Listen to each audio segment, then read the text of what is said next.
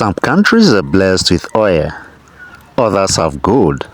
Some have vast fertile land, but there is one country that had almost none of these. No oil, no diamonds, very little land.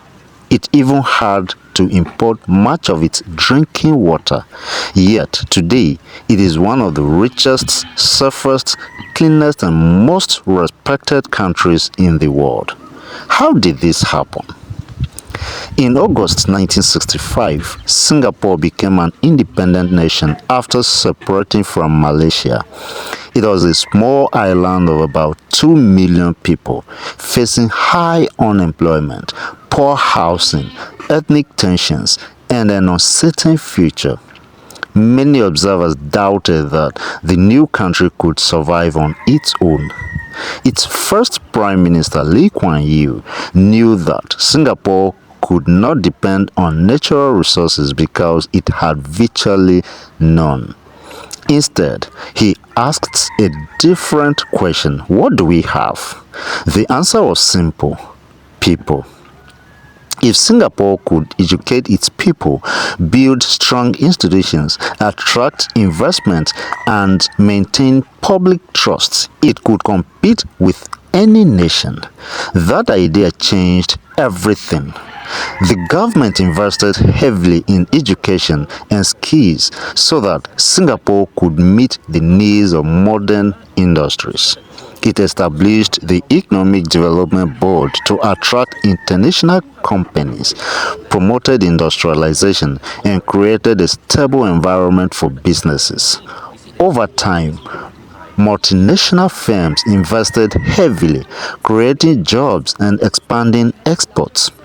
But economic plans alone were not enough. Singapore also developed a reputation for an efficient public service, strict enforcement of law, and a strong stance against corruption.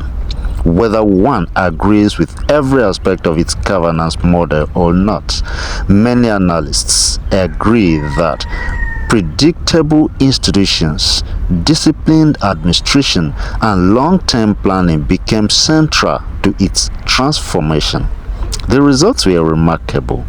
Within a generation, Singapore had transformed from a struggling post-colonial city into one of the world's leading financial and trading centers. Living standards improved dramatically, unemployment fell, modern housing expanded, and the country became known for its economic competitiveness and effective public administration. What lessons can we learn? First, people are a nation's greatest resource. Natural wealth can help, but educated, skilled, and disciplined citizens create lasting prosperity. Second, institutions outlive individuals. Strong systems, transparent governance, and consistent policies matter more than charismatic personalities. Third, leadership requires long-term thinking. The decisions that transformed Singapore were not designed to win the next election. They were designed to improve the next generation.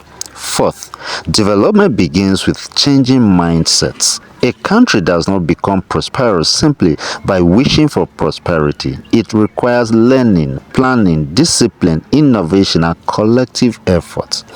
As Africans, these lessons are worth reflecting upon. Many of our communities are richly blessed with land, young people, creativity, and natural resources. The real question is not whether we have enough resources.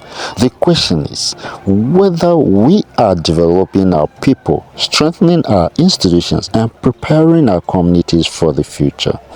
Leadership is local, but wisdom is universal.